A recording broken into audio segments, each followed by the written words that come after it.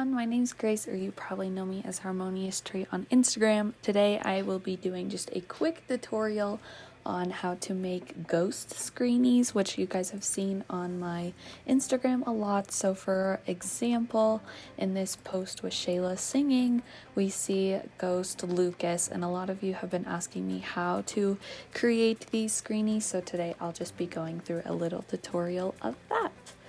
I am currently in game and I have Baylor with me. I know, very sad, very cruel, Grace. I know. Basically, you're going to pose your sim. I have Baylor just grinning here. And you're gonna click tab mode and just line up your camera where you want it. So that to me looks really good. Now I'm just going to hit either Control 5, Control 6, Control 7, or Control 8. Now 5, 6, 7, 8 are all spaces for you to save a camera setting. What does that mean? I will show you. So I'm going to hit Control 5 here where I want Baylor, and then let's say I want like a wide shot. I'm now going to hit Control 6. And I'm going to exit tab mode, move around a little bit. I'm going to hit tab again. And now I'm going to hit 5. Now remember when I hit Control 5, that was an up close camera angle of Baylor. So I'm going to hit 5, not Control 5, you just have to hit 5 this time. And the camera is going to move right to Baylor. Now, let's say I want the wide shot. I'm just going to hit 6, not Control 6. Just 6, because if you hit Control 6, then the camera setting will save here, but just hit the number 6 on your keyboard and it goes to that wide shot that I created earlier. Now let's say I want a picture of this house.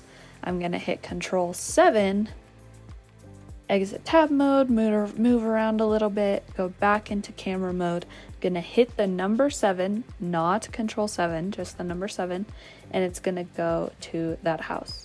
Wait, I want to go back to Baylor. I'm going to hit Control 5 because that's where I saved Baylor, and the camera is going to move there. So that's how you save camera settings on the angle and stuff like that, and that is so important in making these screenshots. So I'm going to turn on my reshade, and I am going to take a screenshot of Baylor. I'm going to hit C, make sure I have my screenshot. Exit reshade so it's not super laggy, and then this is the important part. So you can either like send your sim home or move them, but I just like to, in like normal mode, pan over them and you see they disappear, and while they're disappeared I'm going to hit camera mode again, and then I'm gonna hit the same camera setting that I saved earlier. So I'm going to hit 5, and Baylor is not there. So I'm going to turn on my reshade. I'm going to hit screenshot, make sure I have my screenshot, and exit reshade. So yes, Baylor was still there, but by scrolling over him, I was able to make him disappear. And you have to be over them in order, and hit tab mode in order for them to truly be gone. In that screenshot. So what you need for this is 2 different screenshots. You need one with your sim. So here's our one with Baylor, and then you need the similar screenshot without the sim. Now, as you can see, kind of my depth of field changed a little bit. This was put into focus. That is okay. We can fix that in Photoshop. See, it's out of focus here. We can fix that in Photoshop, but main thing is that we have the same angle, but you know, different pictures. So one with the sim and one without the sim. So next I'm going to show you how I edit it in Photoshop. So right now I have Baylor pulled up in Photoshop, and then over here I have my other screenshot. So basically I'm just going to do my normal routine and run Topaz Clean on both of these images just so they're nice and crisp and edited, and that way I know both of the images have it and I don't have to worry about it later. Then I'm literally just going to take Vela right here. I'm going to drag it up to that second screenshot and place it. Now I'm going to line up perfectly. I didn't do any cropping, nothing, so that everything was the same size. As you can see, the pink guidelines are showing that they are centered on top of one another. Then literally all I'm going to do is I'm going to lower the opacity to about 60. And boom, I have a ghost.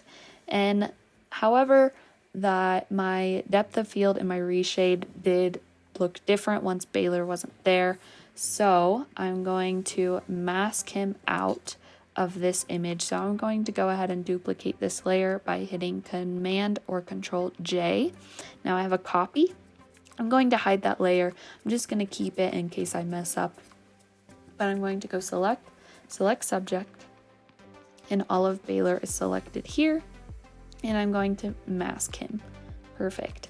So now, as you can see, that depth of field in the back here is how we needed our background to be. And then I'm just going to turn him to about 60. You can go like 65. And as you can see, he looks like a ghost on top of where he's supposed to be in the image. So I did mask him from the background, so I guess like I could put him over here and it would still look normal. But let's say your depth of field didn't like get messed up in both of the screenshots. You can always just place like a cutout like this onto something, but I do think it looks better if you go through this whole process, because what if you don't mask it, you can still have like that ghost effect.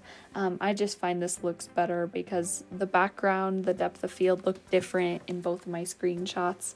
So that's just a quick fix if that's the case, but this is how I create my ghost screenshots, and I hope that you enjoyed this quick little tutorial and it was helpful to see that. So if you have any questions, please just ask me through my Instagram DMs or on my Discord server. I find that I'm better at answering questions there than my YouTube comments. So please head there if you have any questions, and I will be happy to answer and help you with these types of screenshots.